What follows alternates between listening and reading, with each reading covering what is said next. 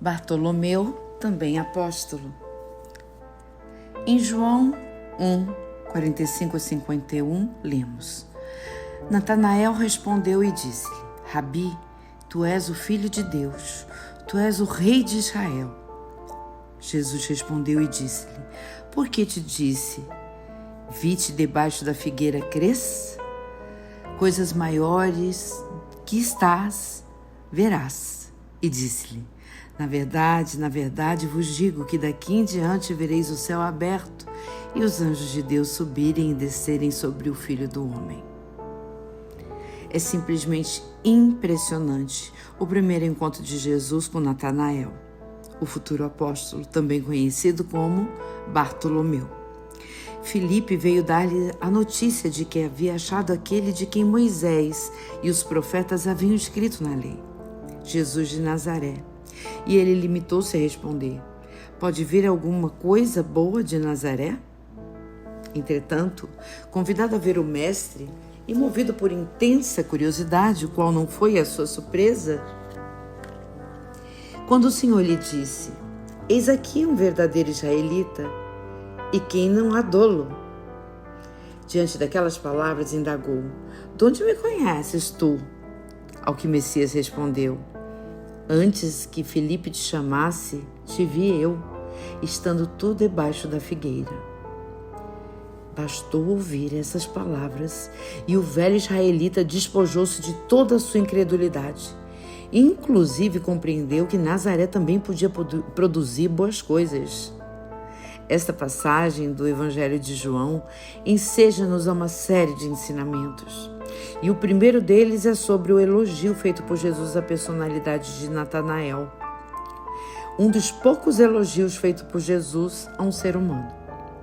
Eis aqui um verdadeiro israelita em que não há dolo. O mestre não tinha por hábito elogiar alguém. E podemos mesmo contar nos evangelhos os poucos casos dessa natureza, ocorridos com o centurião de Cafarnaum, com a mulher da Cananeia e com Maria de Betânia e com Zaqueu também. Bem, isso é quanto aos elogios. Há outras coisas a serem faladas, como a conversão. Diz-nos assim: outro ensino que nos enseja esta narrativa é a pronta conversão de Natanael. Fatos dessa natureza também são poucos. Dentre eles, os ocorridos com Zaqueu, com Maria de Magdala e com Maria de Betânia, também com Paulo de Tarso. Todos eles servindo de paradigma para os homens empedernidos de todos os tempos, que mesmo diante dos fatos mais convincentes sempre acharam uma porta de saída para se manifestarem na cômoda posição de eternos negativistas. Olá, meu irmão, tudo bom com você? Lembrando que essa passagem nos remete a duas lições que estudamos sobre acorda tu que dormes, certo? Vamos dar continuidade. Muitos homens do tempo de Jesus presenciaram ou tiveram conhecimento dos fatos retumbantes operados por seu intermédio. No entanto, preferiram ignorá-lo e persegui-lo, sem jamais se preocuparem em buscar o fundamento daquilo que Jesus apregoava, sem sondarem a origem profunda do poder de que se achava investido. Nem mesmo o testemunho das próprias Escrituras serviu para convertê-los. E, nossa, isso é verdade, né, meus irmãos? Até hoje, nós percebemos que pessoas, quando estão na sua derradeira hora, buscam a palavra que conforta, passam a crer em tudo, até aqueles mais céticos. É estranho isso, não é? Aqueles que achavam que desculpem falar, mas só os burros poderiam seguir a massa.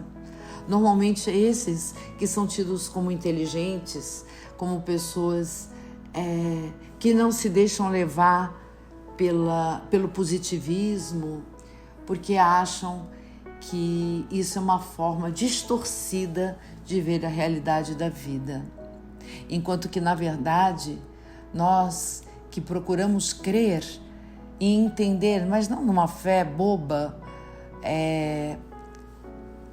idealizada ou emocional, não, uma fé raciocinada, ainda que não encontremos respostas, mas o tempo nos dá todas elas.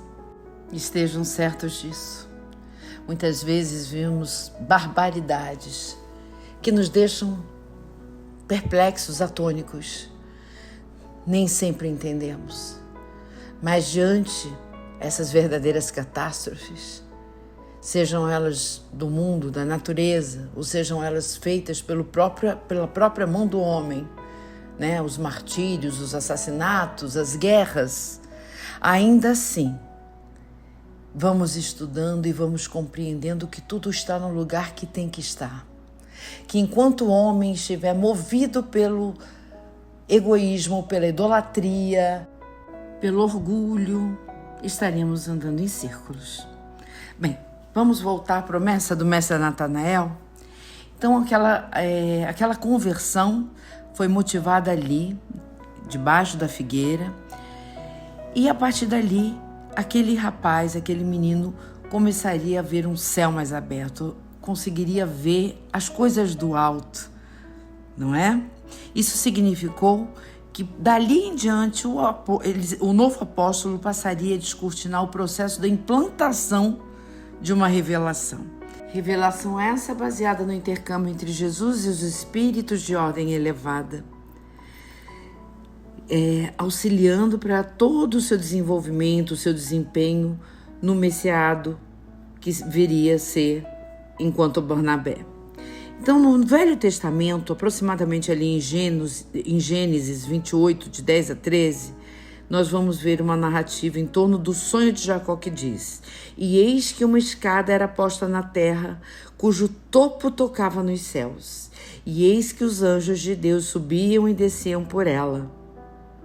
Então, tanto na visão narrada no sonho de Jacó, como na promessa feita por Jesus Cristo a Natanael, comprovavam a comunicabilidade que existe entre os dois mundos, seja o mundo corpóreo e o mundo espiritual. Em todas as duas, em ambas, os anjos, na verdade, que são os espíritos dos céus, subiam e desciam, revelando a solidariedade, o intercâmbio prevalecente entre os dois mundos, destruídos pela base e a crença obsoleta num céu fechado, alheio à sorte dos homens da terra. Portanto, o ensinamento nos revela um céu verdadeiramente vibrante, aberto, acessível, enviando seus ocupantes à Terra tanto para a reencarnação, como também para, através das missões redentoras, ajudarem o gênero humano em seu penoso processo evolutivo. Portanto, Godoy nos diz: pertence ao passado a crença na existência da vida única do espírito na carne. Com a vida única não poderia jamais haver evolução em cada coração. Haveria uma dúvida, como aquela que atormentava Monteiro Lobato, que diz: que coisa na ordem universal é esse bichinho? Esse bichinho ele referia-se ao homem, que ora se revela como São Francisco de Assis, a pregar amor aos peixes, em vez de pescá-los. Ora como aquela irmã Grace, num campo de concentração nazista, amarrava as pernas das prisioneiras grávidas para que morressem nas dores horrendas de um parto impossível. Meus queridos irmãos, nem sempre para entender, ou melhor, nem sempre para aceitar, é necessário entender. Que o Senhor da vida te ilumine e que possamos angariar cada vez mais forças para vencer a todos e quaisquer obstáculos que nos sobrevenham.